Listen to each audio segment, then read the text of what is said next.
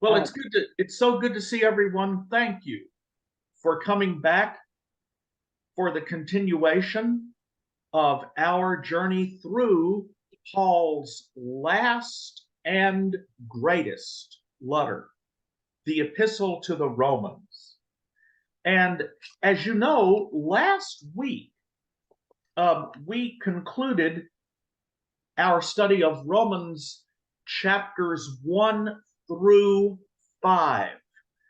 In those chapters, Paul lays down the theological foundation for a new kind of humanity, a community of reconciliation, including both Jews and Gentiles. And in Romans 5, you remember, Paul argued that it was one man's act of righteousness that has now opened a new horizon in human history, making possible peace with God and reconciliation between peoples. Now, this act of righteousness by Jesus took a surprising form, namely the death of the Messiah for the ungodly. That was not the messianic action that anyone was expecting. Jewish messianic expectation, as we can see clearly in a text entitled The Psalms of Solomon, a text composed by a Pharisee in the 1st century BC. And in that text, the Messiah comes in order to vindicate the righteous people of Israel and to punish the ungodly Gentiles, especially the evil Romans, the enemies of Israel. But now Paul argues that Messiah Jesus gave his life for the ungodly, for the weak, for sinners, for Gentiles as well as Jews. And this is an act of grace, an act of self-sacrifice so unfathomable that Paul can speak about it only by referring to the love of God. Divine love must have been at work, Paul says, in Jesus, in that while we were still sinners, the Messiah died for us. So the way is now open, Paul argues, for everyone, Gentiles as well as Jews, to receive this free gift, to be reconciled, to have righteousness and a new life. The point is that the peace which Jesus brings is the reversal of the peace through victory, the reversal of the peace through conquest, upon which the Roman Empire was built, and upon which most of the nation states of the world are still built today. Jesus, by contrast, establishes peace through self-sacrifice, through self-giving. Now, having reached this point in Paul's argument, I was preparing this week to work in detail through Romans chapters 6 through 8, where Paul responds to 3 objections to his theology that are raised by the Jewish teacher in Paul's audience. That was my plan. But the events of the last 24 hours, the outbreak of war between Israel and Hamas, a war with potentially apocalyptic consequences, has rearranged my agenda for today.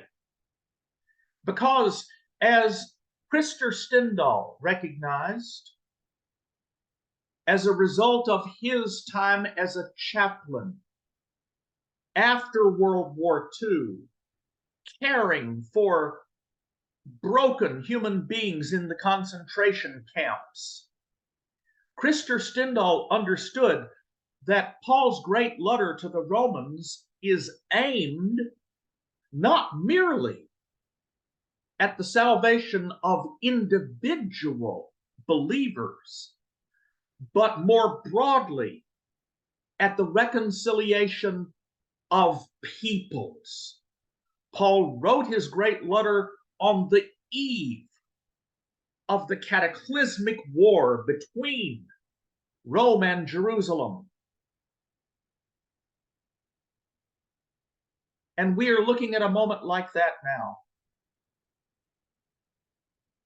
Because the war between Israel and Hamas, the animosity between the Palestinians and the Jews, traces itself back to the creation of the state of Israel, which, as we know, was a response to the fate of European Jews in the Holocaust, the creation of a nation of their own where they could take refuge and defend themselves.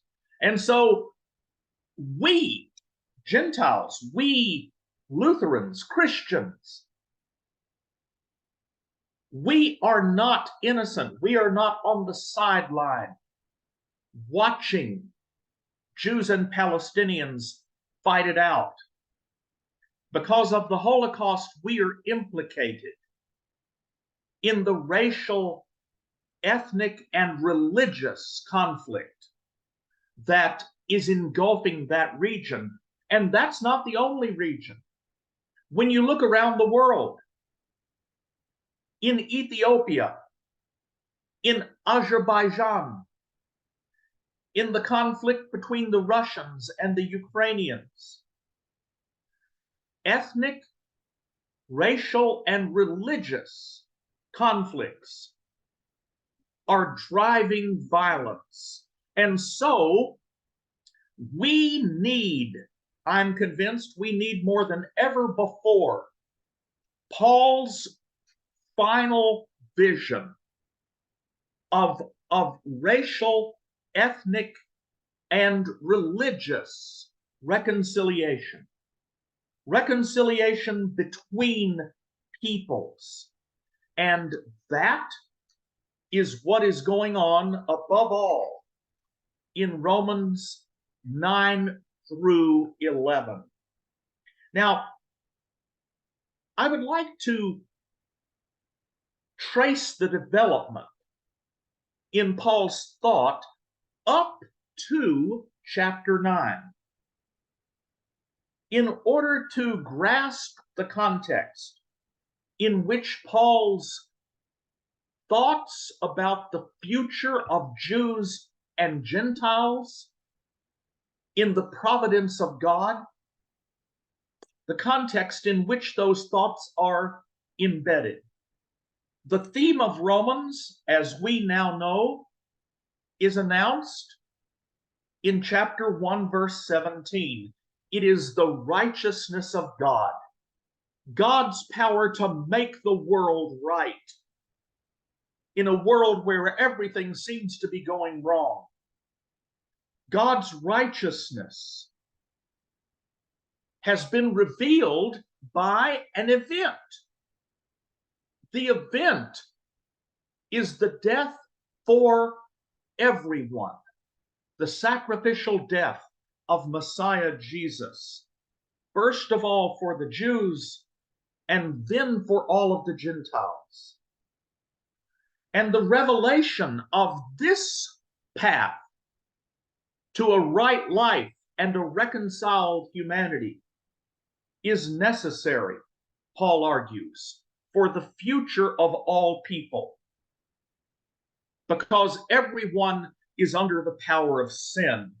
And at this moment in 2023, as the world hurdles, as history hurdles again toward a world war, Paul doesn't need to convince us that that is right.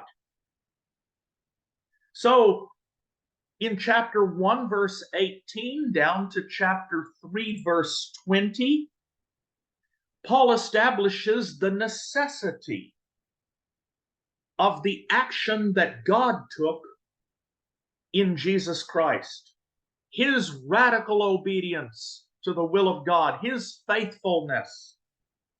And then in chapter 3, verse 20, 321 down to 425, Paul demonstrates the possibility of righteousness for all, both Jews and Greeks. And he proves that point by lifting up Abraham as the ancestor of a new spiritual people. Ancestor can, Paul argues that Abraham, because of his faithfulness, his trust in God, is now the spiritual ancestor of a reconciled humanity. And that pattern of a life made right and peace with God has been fully revealed in the life and death of Jesus. And then in chapters 6 through 8, Paul demonstrates that those who base their life upon the profound yes saying to God, exemplified by Jesus, they are now free from sin. They are free from the law. And they have been adopted as equals and heirs in a new family, a spiritual family that includes both Jews and Gentiles. Chapter 8 comes to a soaring conclusion. A paragraph which Pete Minter shared with me, greatly empowered and consoled him as he lay on a hospital bed years ago. And I would like to ask for someone in our class to read for us that paragraph, just so that you can hear Paul's song of triumph over a reconciled humanity. Would somebody read chapter 8, verses 30 through 39?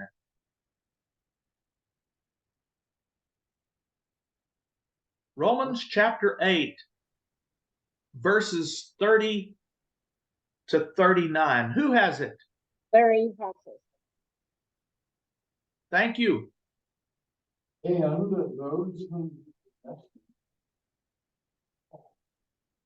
those whom he called, he also justified.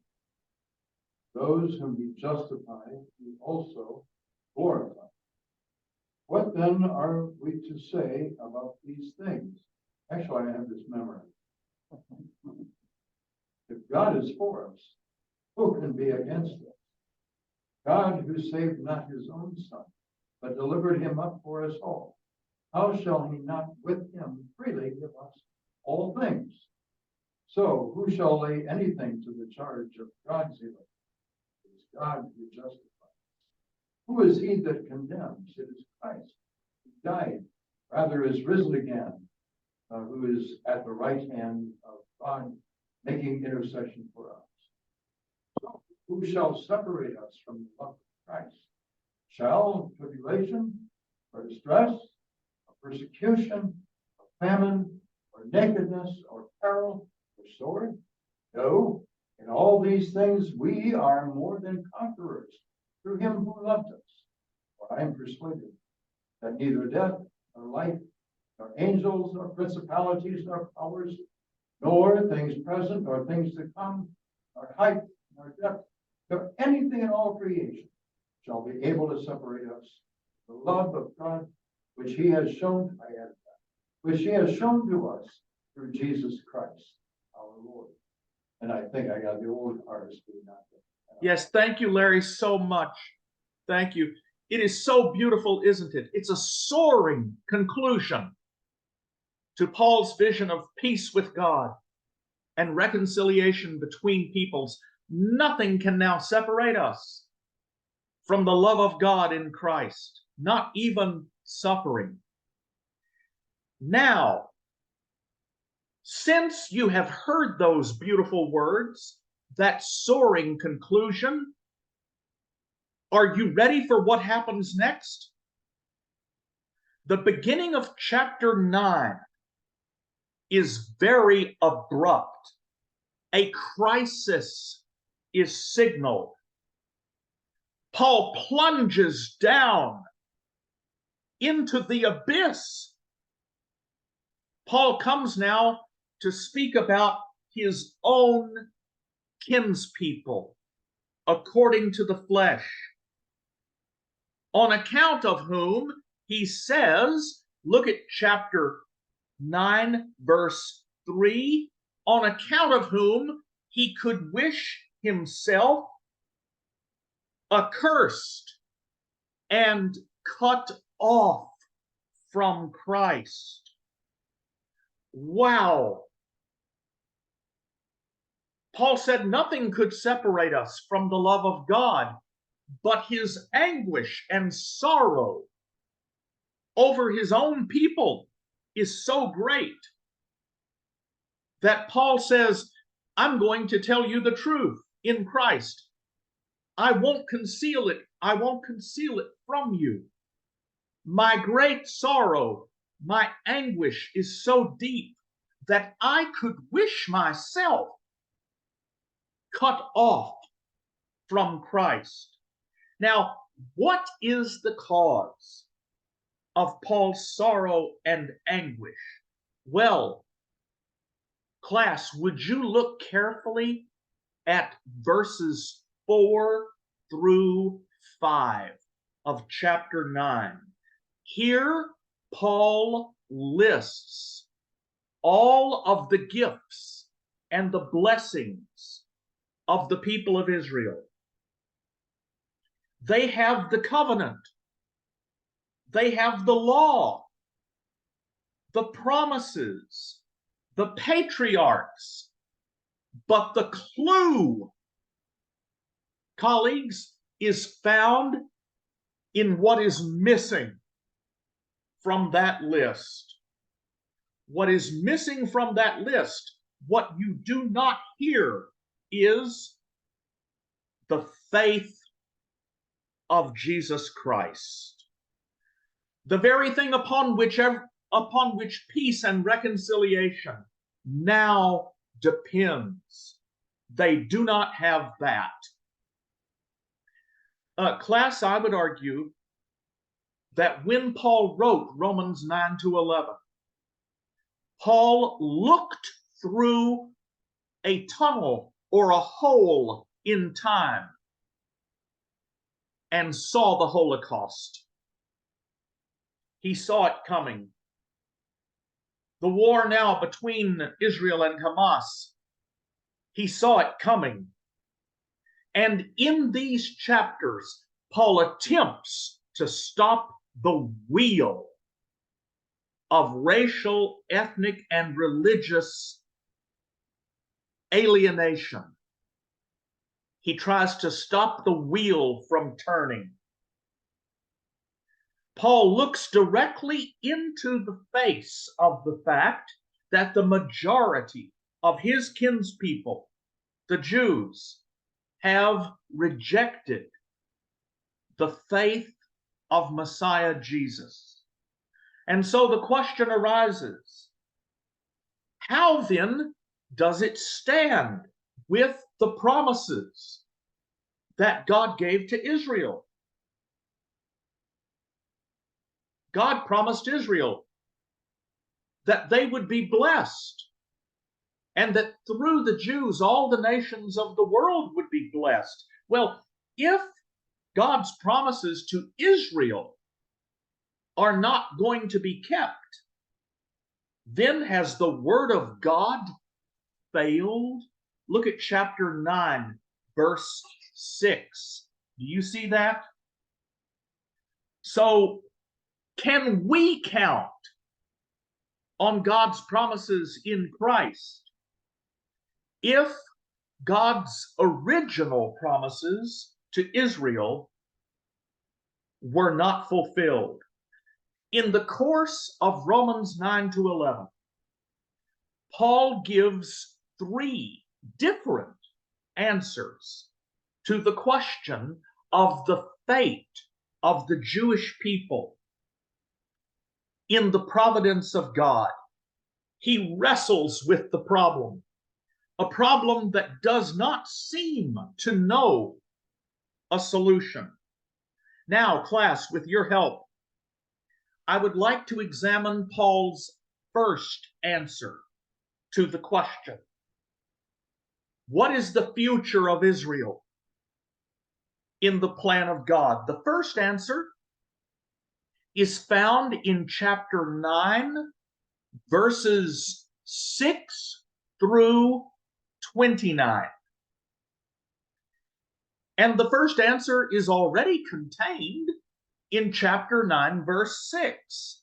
Quote, "Not all who are descended from Israel belong to Israel." That is, God's promises were not made to Israel according to the flesh. It wasn't biological, genetic Israel to whom God made promises. Rather, it was to spiritual Israel.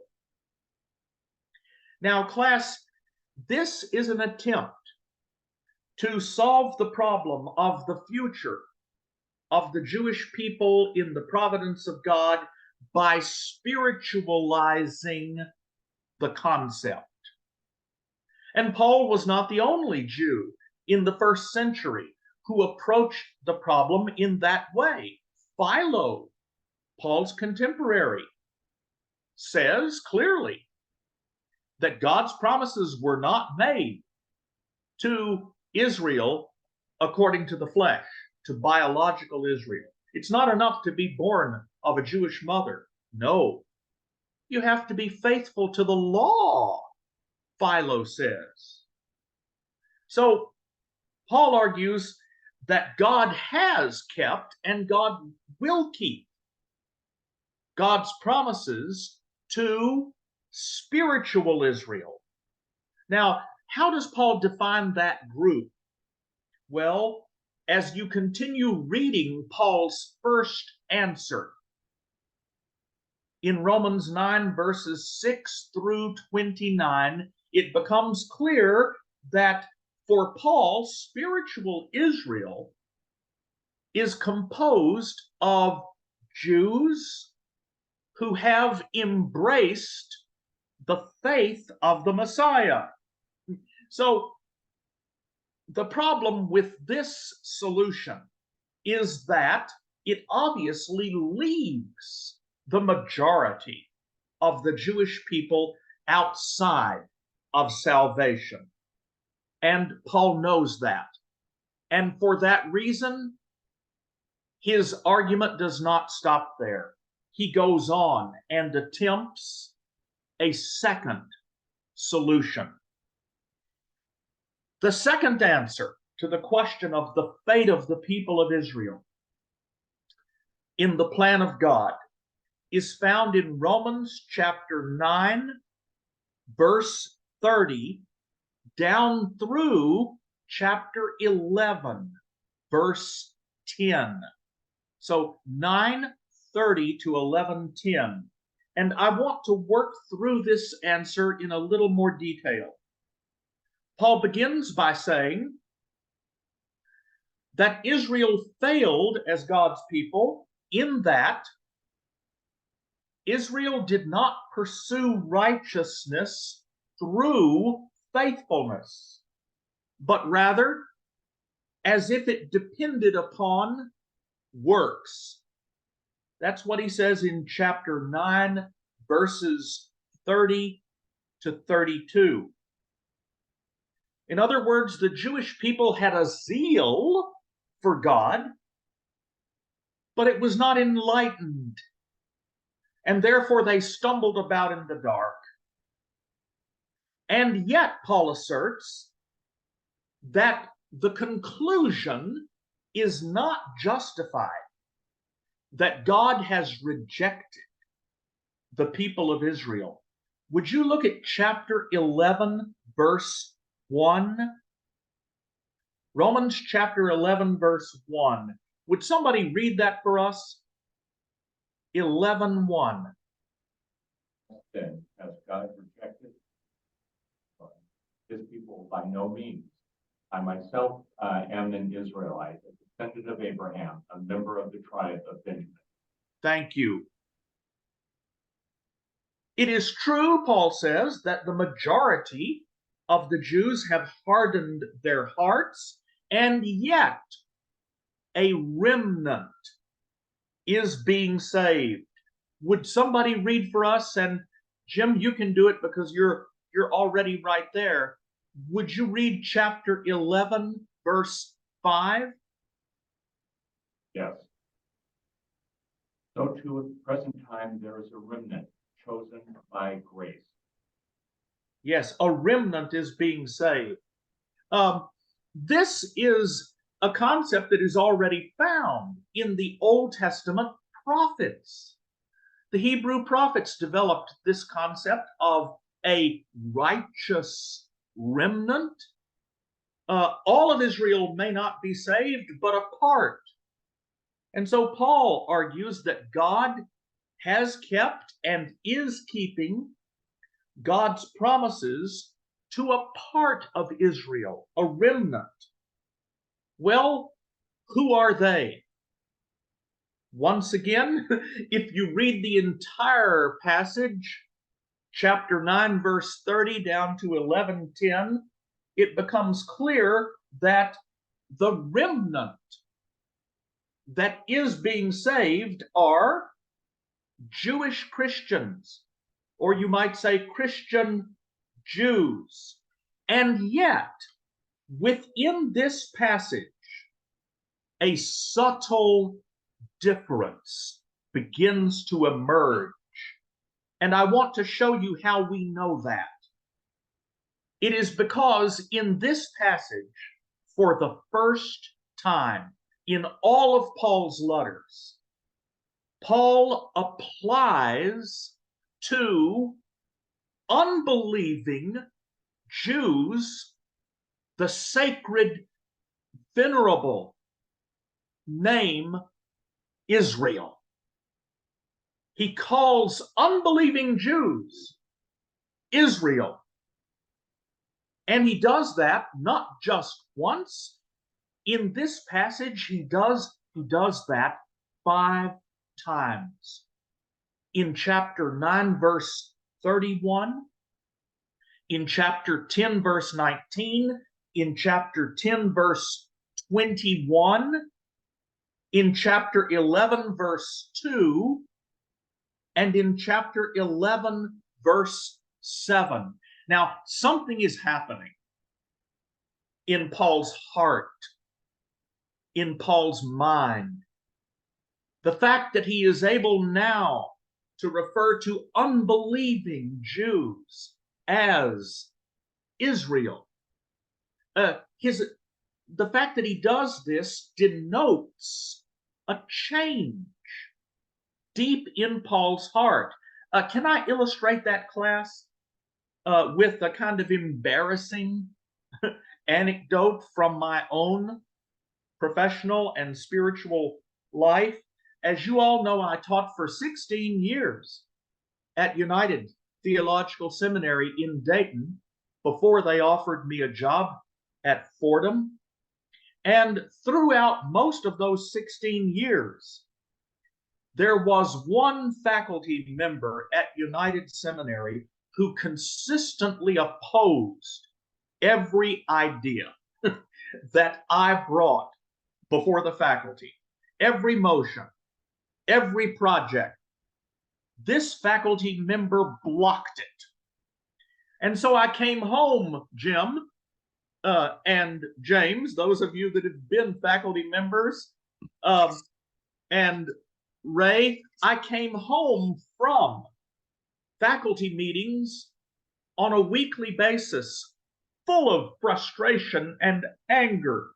And unfortunately, I didn't have enough self-control, and sometimes at the supper table with my wife and children, I would refer to my nemesis, my faculty adversary, as, well, I use the German expression because I was a student in Germany. Can you guess? I referred to this person as Schweinhunde. Of course, my boys wanted to know, what does Schweinhunde mean? And Larry Hofsis, you can translate it. Schweinhunde literally is pig dog. Pig, can you believe that? I called a faculty colleague pig dog. Well, one evening at the supper table, my older son is so profound spiritually, just as both boys are. At the supper table, he spoke up and he said, Larry, he never did call me Dad. He said, Larry, it would help, I think, if you would begin to refer to this person not as Schweinhunde, but as my colleague.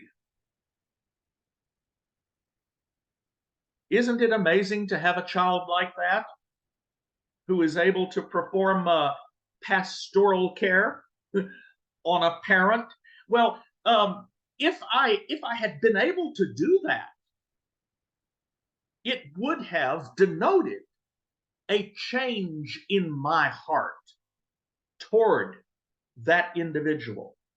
And that, I would argue, is what is happening in the heart of Paul as he begins to refer for the first time in all of his letters to unbelieving Jews as Israel. And it is that change of heart that opens the door to Paul's third answer to the question of the fate of the Jews in the providence of God. The third answer is found in Romans chapter 11, verses 11 to 36. And again, I would like to work through the third answer in some detail. Here is what Paul argues.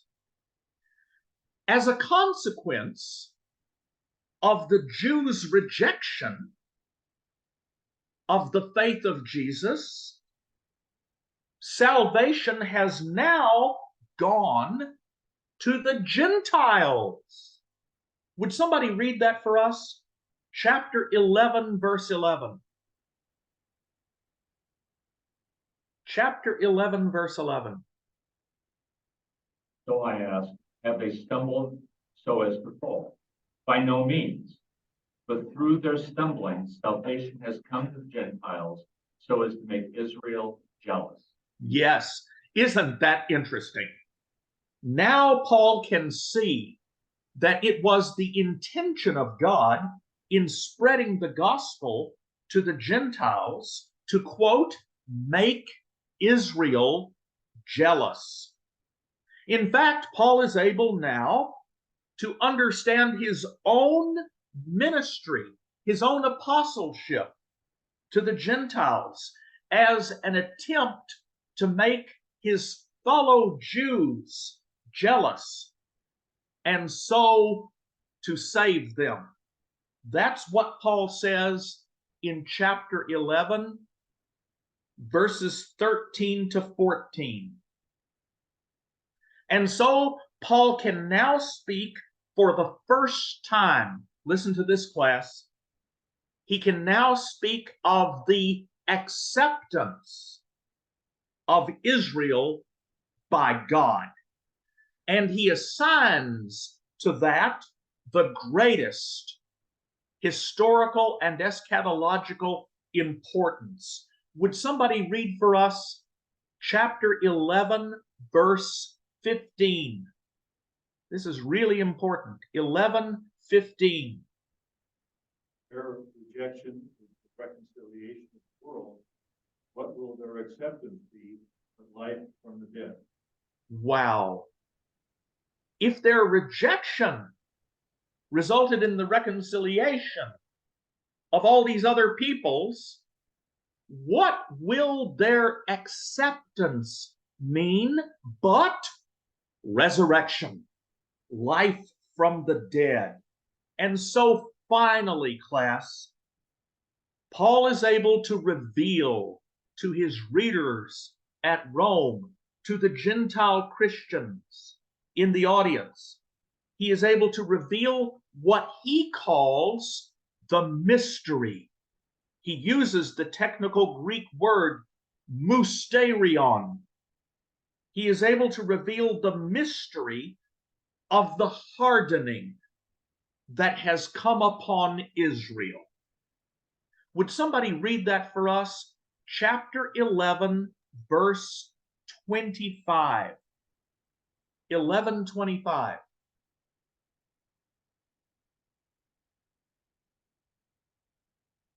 There is a secret truth, my brother, which I want you to know, for it will keep you from thinking how wise you are.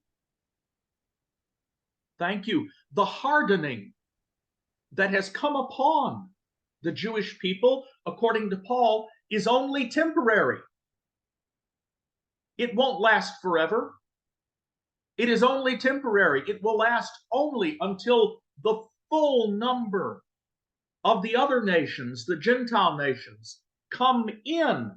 And then Paul concludes, look at it. This may be shocking. Chapter 11, verse 26. Who can read that for us? 11:26. So all Israel will be saved. As it is written, out of Zion will come the deliverer. He will banish ungodliness from Jacob. Right. And thus all Israel will be saved. Now, grammar students, the verb form that Paul uses here, the Greek verb sothesetai. Can you all say that with me? Sothesetai. Try it one more time. Sothesetai. This is a future passive indicative. Why is that important? Paul is not saying all Israel might be saved. In other words, it is not a subjunctive. Paul is not saying all Israel could be saved if they would just join the church. Paul says all Israel will be saved. When will that happen? Well, Paul says it will happen when the Redeemer comes from Zion. Paul points forward to the return of Jesus, the parousia. In other words, all Israel will be saved at the end of history. Now, colleagues, a number of Christians do not know that Paul said this. Years ago, I was invited to give a plenary lecture to the general meeting, the annual meeting of the Presbyterian Church in the United States. That year, it was down in Biloxi, Mississippi. And I talked about the relationship between Christians and Jews. And I pointed out that Paul said, all Israel will be saved. And a ripple of astonishment, surprise, went through this large audience of hundreds of people.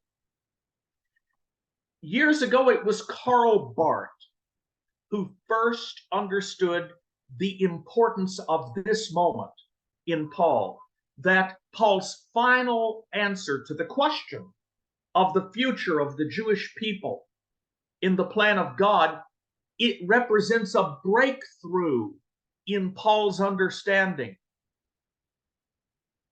It is a new answer.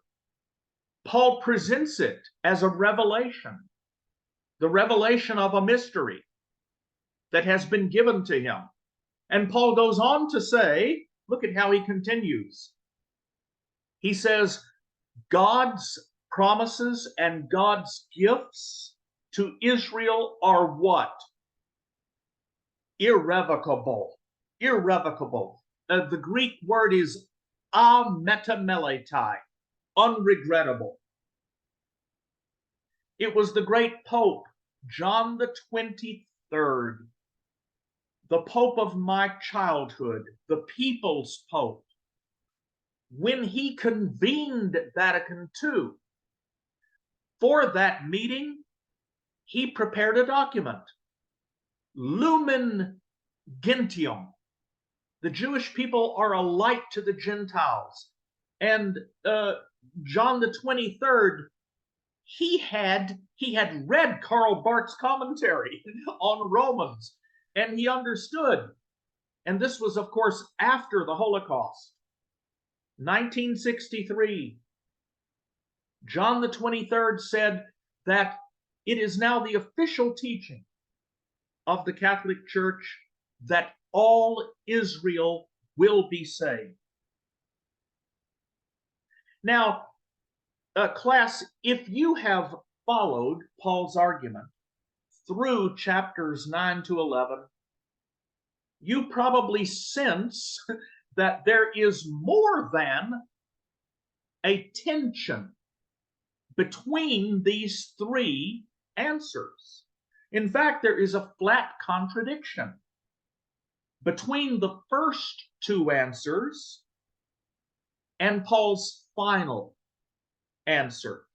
The first two answers go back to positions that Paul had taken earlier in Galatians and in 1 Thessalonians, but the third answer embodies a breakthrough, a revelation. Paul realizes that Israel will continue to reject Jesus as the Messiah throughout historical time until the parousia, until the Redeemer comes from Zion. In other words, Paul realized when he wrote Romans that the Christian church of the next generation and the next would contain very few Jews. And for Paul, that must have been a tragic realization. The project for which Paul had given his life, that is, the creation of a new community out of Jews and Gentiles, would be realized only in the eschaton. And perhaps Paul sensed that his own mission to the Gentiles had served to bring about the alienation of Jewish Christians because they viewed Paul as an enemy of the law. and an enemy of the Jewish people. But class, what I want to suggest is that Romans 9 to 11 is not Paul's final word on the subject, on the fate of the Jewish people in the plan of God. Rather, Paul's decision to go to Jerusalem. He was hoping to go on to Spain, but in fact, he first went to Jerusalem, bringing the collection of money that he had raised from his Gentile churches for the poor saints in Jerusalem. And I would argue that Paul's decision to go to Jerusalem with the collection is actually the best commentary on Romans 9 to 11 ever written. If you look at Romans chapter 15, verses 30 and 31, you will see that Paul had a premonition that danger awaited him in Jerusalem. He asks his Roman readers to pray with him, to pray for him for two things. First, that he will be delivered from the unbelievers in Judea. In other words, Paul knew that his life was in danger. And then he asks them to pray that his gift, the collection, will prove acceptable to the saints. Paul knew that there was a possibility that the leaders of the Jerusalem church would reject his gift, the collection, because of what it symbolized. It symbolized the inclusion of the uncircumcised Gentiles in a new people of God. Paul knew all of that. And yet, he went on to Jerusalem anyway. And for us, colleagues, as an apocalyptic war breaks out now in Israel, the lesson that Paul gives us here is the lesson that we need. Paul would not, he could not give up on his vision of a reconciled humanity. His dream of a humanity that included different peoples and nations. And his solidarity with that vision went so far that in the end, he risked his own life in order to affirm it.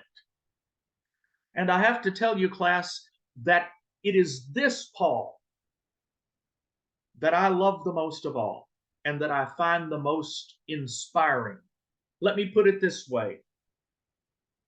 Like the greater one whose path Paul followed to Jerusalem, in the end, Paul came to know his fate.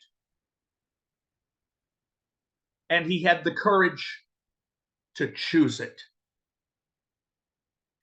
There is an old hymn of the civil rights movement that always comes into my mind at this point.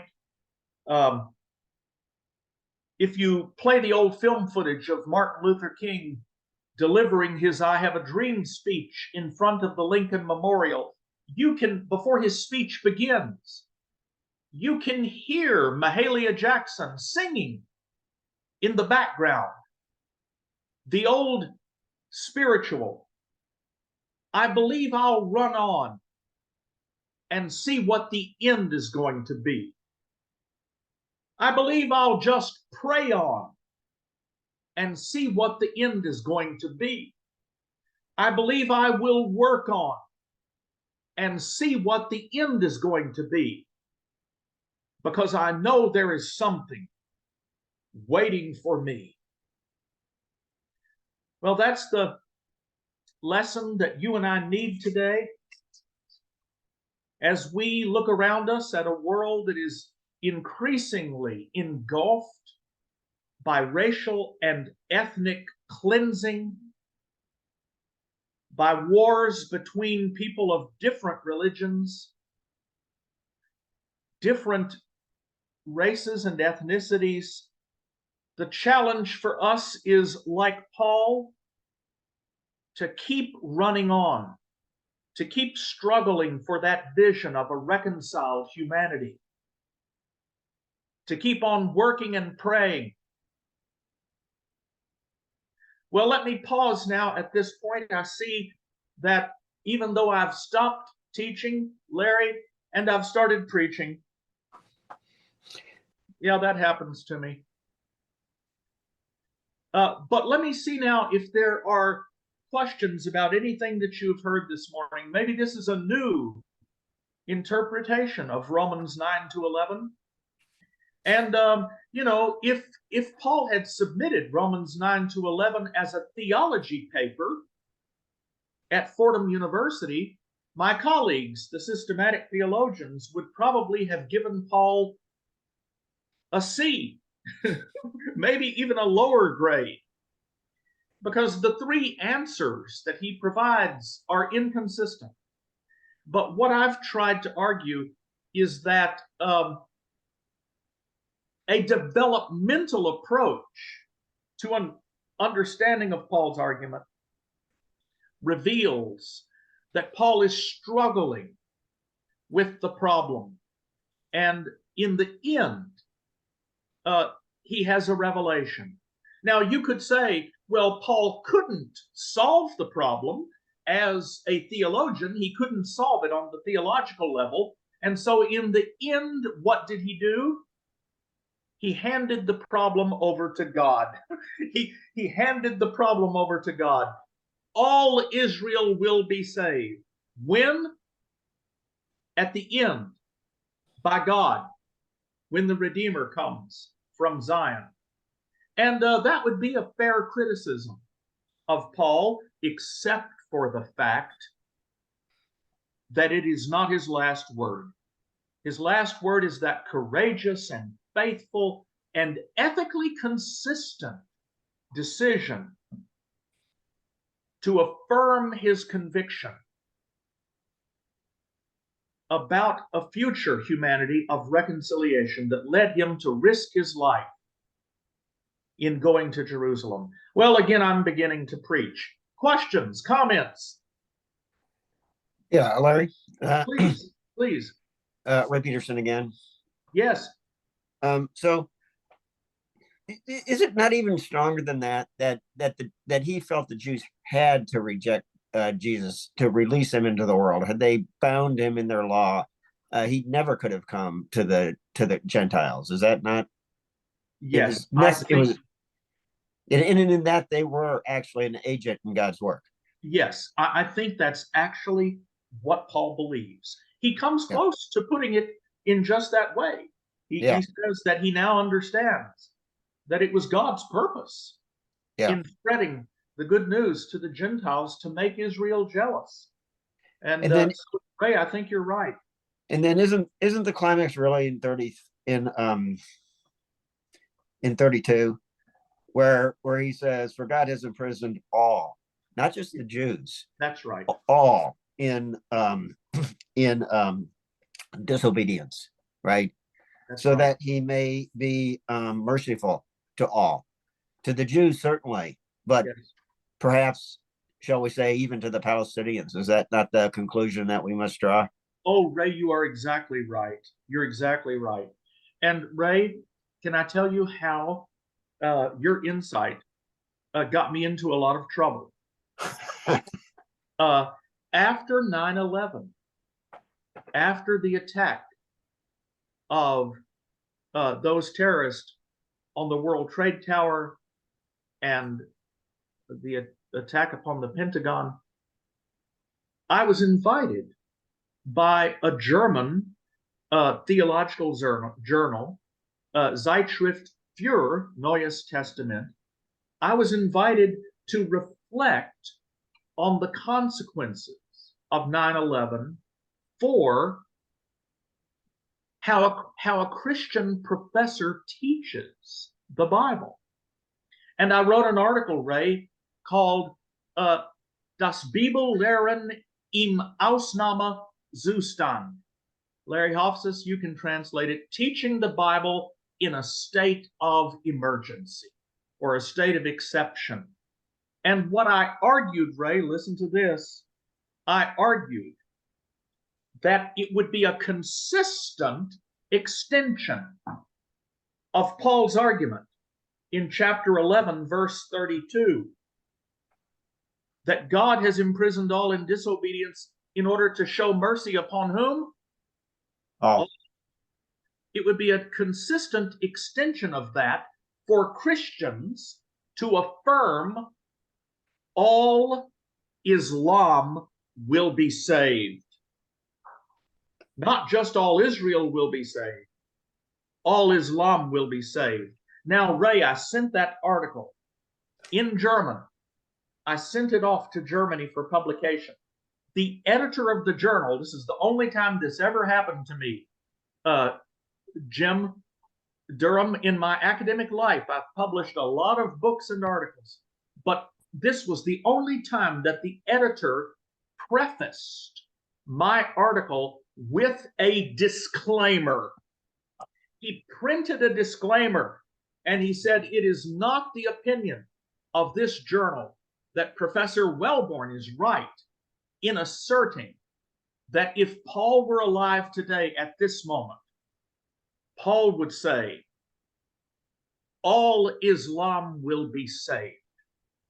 But I think that it is the task of Christians now to take up Paul's vision of a reconciled humanity. And is it a losing battle? Yes. As Paul says, the hardening that has come upon Israel will last how long? Until the Redeemer comes from Zion.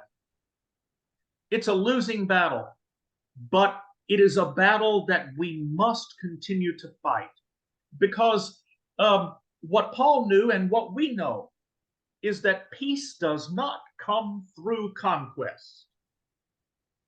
If Israel obliterates Gaza, it will not bring peace.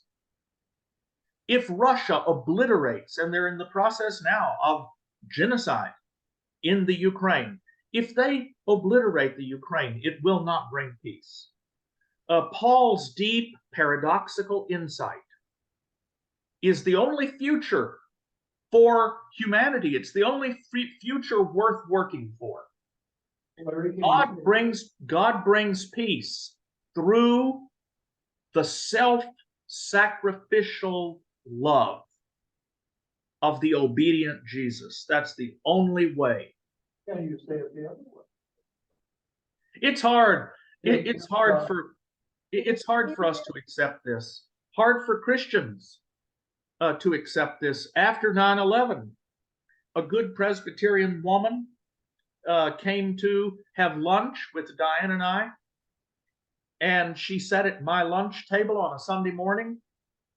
And when I reminded the people at my table that even if we were to take revenge upon the 9/11 bombers, if we were to invade Afghanistan and to hunt down the killers, it would not bring peace. And this good lady at my lunch table spoke up and she said, well, Larry, Paul was just wrong, wasn't he? Now, can you imagine?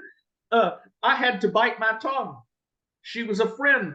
But what I really wanted to say was, okay, if that's what you believe, go find someone else to follow, right?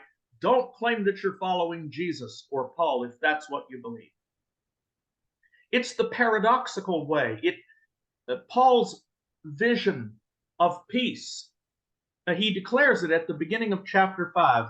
So, having been made right by the self-giving faithfulness and love of Christ, we finally have peace with God, and reconciliation is possible. Larry Between- Welborn? Yes. Okay, Larry Hobson has a question. Jonah can't hear you. Can you say it again? I, I, we've got a question for Larry Hobson. Can you hear me? No, I couldn't hear it. I'm sorry. Oh, Oh, can you hear me now? Yes, Larry, I can hear you.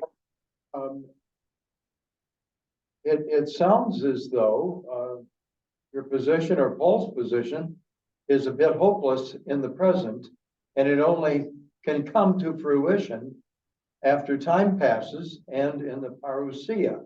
So if you say that peace will not come if Israel obliterates Hamas, you also have to say peace will not come if Hamas obliterates Israel, because I think maybe there are some Christians who take a position that Israel ought to obliterate Hamas, and maybe some others have a position that Hamas would have some justification in obliterating Israel, because they lived in that land for centuries and centuries and imposed upon them out of guilt from Christian people who are trying to figure out what to do with the Jews and the Holocaust, created it and took the land away from the Hamas people that Hamas is defending. I'm just saying that is Paul's message then that we don't look for peace in our time, look for peace, and if that would be in the parousia, and if that would be the case, well, I wouldn't think that would follow Jesus in the Lord's Prayer, because he says, thy will be done on earth now as it is already being done in heaven, where these ethnic peoples that he has created, all of them children of God, have come together in a kind of reconciliation. So he would say, Jesus would say, I think, thy will be done on earth now. So we got to work for that. But maybe we have to have patience, and we'll not see the fruition of it until the end time. Is that what the message is of Paul? Thank you. But Paul takes sides, and you're rather passionate about, and I'm a little surprised that these two people have been fighting each other ever since 1948. So, and before that. So, I'm not sure why you think this 4-day war that we got going on right now is the end times, because we've faced that for many times, and isn't it going to go on for a long time? And then what shall be our position as Christians? I think fundamentalists tend to side with Israel, and maybe mainliners tend to side a little bit with not so much with Israel. So I'm a little bit confused here.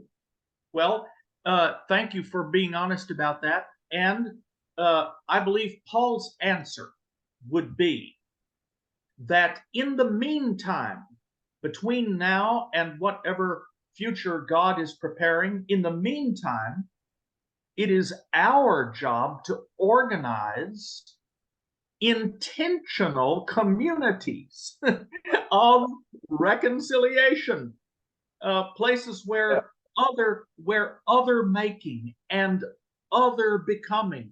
That's what the Greek word katalage that we translate reconciliation. It means to be other, to make other, to become other. So Paul would say that at this moment, here in the United States and in Israel, the people who are living out the revelation of the possibility of a right life are those who are going about the work of organizing intentional communities of reconciliation. Paul's Christ groups contained both Jews and Gentiles, right? And if someone were going to follow Paul's example in Israel, they would be organizing these little islands, these little cells, these cells of a new humanity where people could discover one another.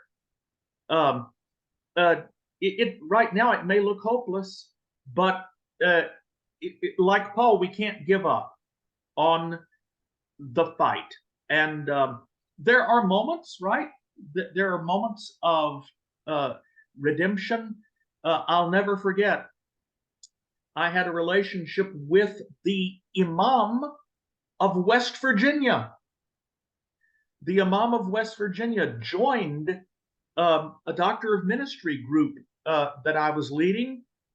And as his project for that demon project, he organized intentional fellowship dinners for Christians and Muslims in West Virginia. And he took wonderful notes on the conversations that he heard there. Thank you, Larry, for that dose of reality and for leading me to say something about the kind of communities that Paul would be organizing.